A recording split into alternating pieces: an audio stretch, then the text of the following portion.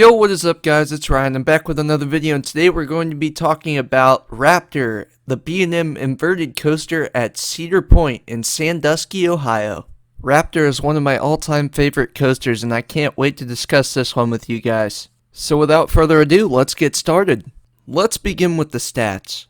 Raptor has a track length of 3,790 feet, a height of 137 feet, a drop of 119 feet, a maximum speed of 57 miles per hour, contains 6 inversions, and a duration of 2 minutes and 16 seconds. Since this ride contains far too complex of a layout for me to describe without my own on-ride footage, I'll put a link in the description to another on-ride video. That way you guys can get an idea of what the ride is like if you don't really know the layout. I will, however, give you the list and names of the inversions. Its first inversion is a 100-foot tall vertical loop, and then it's followed by a 0G roll, and then followed by a cobra roll. Then we don't have any inversions anymore in the first half of the ride. After it goes through the mid-course brake run, or the block brakes, you then go through 2 corkscrews. Those are the final 2 inversions of the ride. Not only does Raptor have a lot of great inversions, it also has a lot of great intense helixes, and that's what makes this coaster very unique and awesome. Raptor is a very different layout than the other 3 B&M inverts I've been on, which is Banshee at Kings Island, Montu at Busch Gardens Tampa, and Afterburn at Carowinds.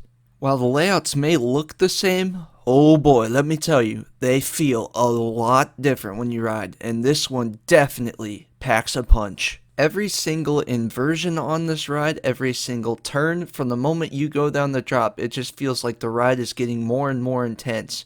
And if you're lucky like we were, and the day I shot this footage for this video, we got not 1, but 2 no trim rides on Raptor, which is extremely rare, but it was extremely awesome, let me tell you. Of the 4 B&M inverts I've done, this one takes the cake in intensity by far. However, the one thing it definitely takes a loss to with Banshee and Montu is smoothness and transitions.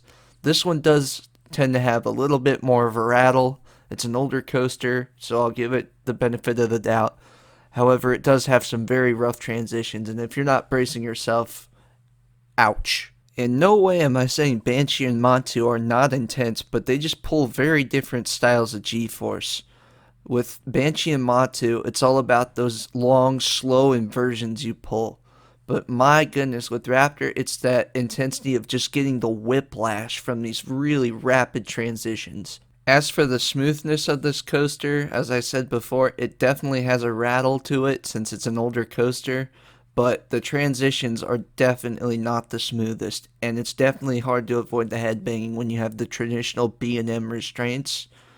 And as opposed to like the vest restraints where like the bars that go over your shoulder are like twice as far apart. Like you should not have headbanging issues on Banshee. On here, however, you may have an issue of headbanging if you don't lean forward. Even then, you're going to get a little bit. But it's not terrible if you know how to brace yourself for it. There's 3 places I would advise you to brace yourself the most. After the Cobra roll, before going into the mid-course brake run, and before going into the final brake run, as they feel like car accidents coming out of them, especially the final brake run. You get yeeted so hard, it feels like you're on T3 or something. It's insanely rough. I will say with 100% certainty that Raptor is 100% a backseat coaster. You definitely catch a lot more speed and get a lot more whipping through the elements when you're towards the back.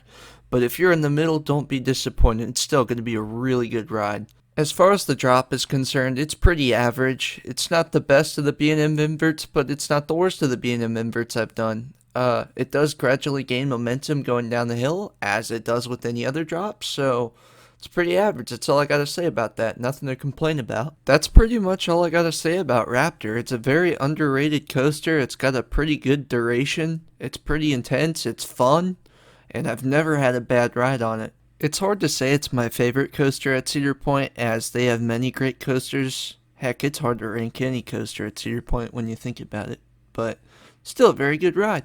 So what am I giving Raptor as a final score? I'm giving it a 90 out of 100. I wish I could say it was 100 out of 100, but the only reason I'm taking 10 points off is because of how uncomfortable it can be.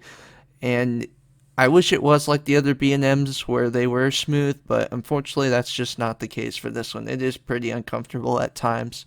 However, it's still a very good ride, and I recommend once theme parks open back up again, if you haven't rode this coaster or been to Cedar Point, that you get up here, ride all their great coasters, especially this one. This one's definitely one of the most underrated coasters that I have ever ridden. Let me know what you guys think about Raptor down in the comments. Is this your favorite B&M Invert? Is this your favorite coaster at Cedar Point? Let me know down below. So with that, I'd like to thank you guys for watching. Be sure to like, comment, share, and subscribe for more. And I'll see you guys next time here at Christian Coasters. Peace!